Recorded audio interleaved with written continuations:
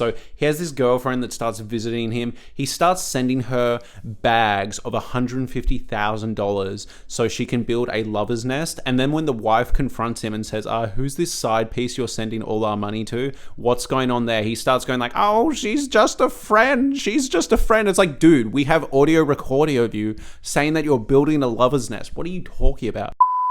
Hi everyone, so let's talk about the Jinx Chapter 8. This is Season 2, Episode 2 technically. And look, I have 2 videos on my channel that are doing incredibly well. I am so excited. My first Jinx video absolutely flopped. There is no reason for me to keep doing these except I just love this show and I just want to talk about this kooky character Bob Durr. If you're not caught up, watch that first video as it catches you up very quickly on the case and what's going on with Bob Durst. Otherwise, we're just going to get into it. So, the revelations we have in this episode are actually really fascinating and we get such an intimate look into Bob Durst's life as well as his friends and the people that keep around him. First off, the episode kind of opens with an introduction to this real estate friend he had, and the real estate friend basically refuses to talk to the police at all and says the only way I'm going to talk to you is if you get me a private jet and fly me out, and even then I'm not going to rat on my friend. And I think the reason they show this is to kind of show us the web that Bob Durst builds of loyal friends and how he kind of twists everyone's loyalty around him.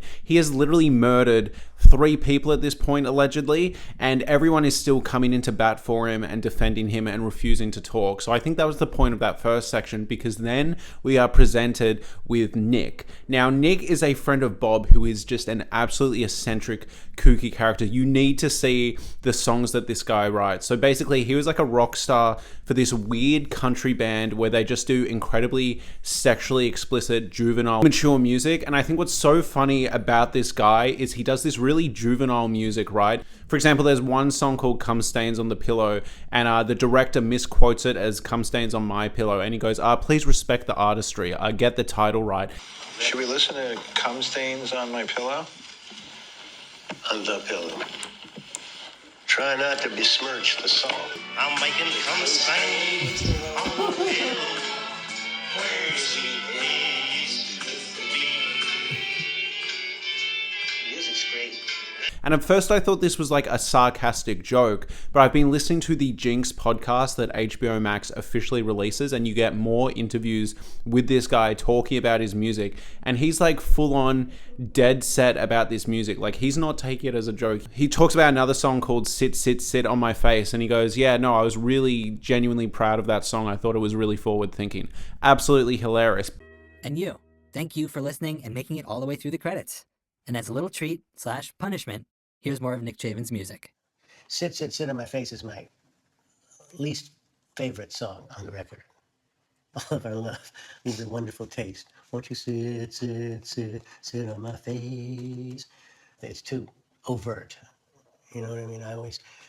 Part of my style was to be subtle. But this gets really juicy. Basically, we find out this rock star that then also started working in real estate with Bob actually was friends with Susan Berman also. So they were a 3-way friendship. Bob Durst, this rock star guy, and Susan Berman. And Bob is being accused of murdering Susan Berman. So we get some insanely juicy, interesting quotes. The peak of this is when the rock star friend says, what are you to do when your best friend kills your other best friend? And obviously the answer is seek justice. But the way they kind of explore his friendship and the way his mind works makes for really compelling TV. This episode peaks in 2 moments. One, when we start exploring the fact that Bob Durst has a girlfriend as well as a wife, but we'll get to that. And the other moment is kind of this battle of wits between Nick and his wife about whether they should rat on Bob Durst with the information they have about whether or not he has murdered Susan. This is absolutely fascinating. So basically, we get interviews with Bob's best friend, Nick, and Nick's wife. We get this incredibly fascinating story from Terry, which is Nick's wife. Side note, Terry is well-adjusted, well-spoken, looks at all these situations completely logically and like a normal person. And in the Jinx, that is so refreshing because throughout this documentary series, everyone seems to be comfortable with murder and comfortable with genuinely weird, eccentric behavior,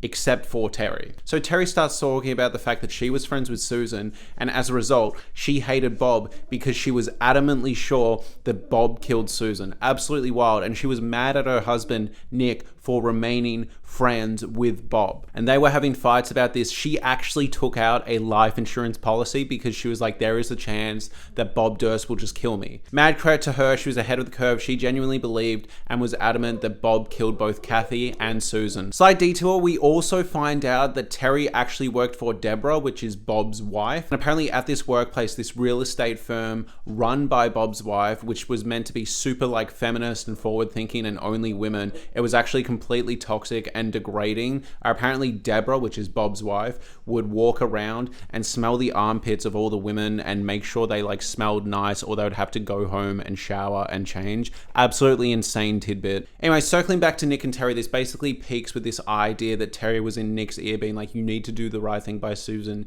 You need to actually report Bob. And then finally, after the Jinx season 1 aired and the FBI really started to come after Bob for the murder of Susan, Nick finally decided to do the right thing and speak to the FBI. That's where the episode ends. Totally fascinating story. Absolutely love this arc. I gotta stop being protective of Bob Durst. Friendships die hard.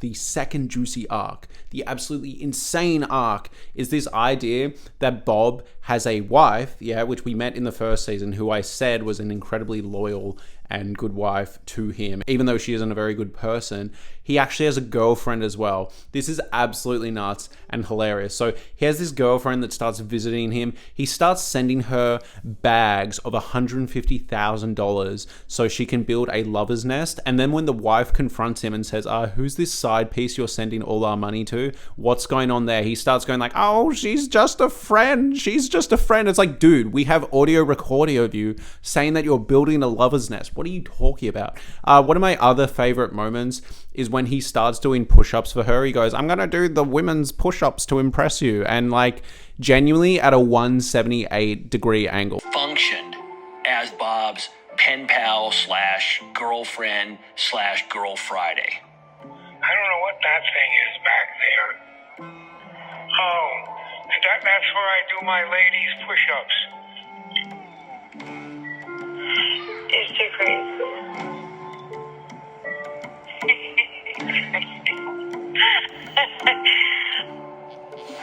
So, kind of, we go to the beginning. Tell me, how did you meet Bob Durst? I met Bob through my boss, Nick Javen. For me, this is one of the best episodes of The Jinx so far because it feels very cinematic, very intimate, and it actually started getting uncomfortable. Some of the episodes of The Jinx have been funny, some of them have been tragic. This one was genuinely eerie and uncomfortable, and this peaked when it was exploring this love story between Bob and this side beast girlfriend, Susie, I believe her name was, and it starts playing all these montages of these weird, like, scrolly handwriting, like, visual haikus he's been doing. You are the woman who I think I could have, and definitely should have, married a long time ago.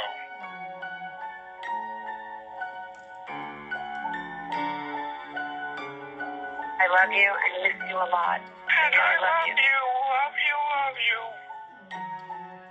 I know it's going to be a happy ending. I told you. It's got to be. I think we both deserve it.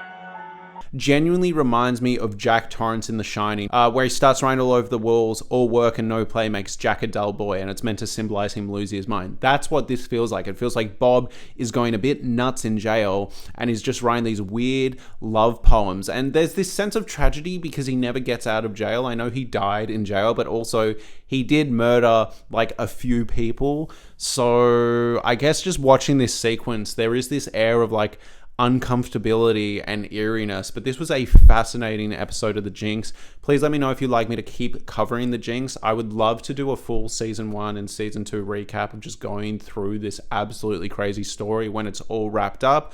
Otherwise, I'll leave it there. Thank you so much for watching. I know there's only like 4 of you out there, but I really do appreciate it. This is a difficult show to talk about because it is a true story and it is kind of sensitive. So if you have any advice on what you want to hear me talk about when talking about this show, please let me know.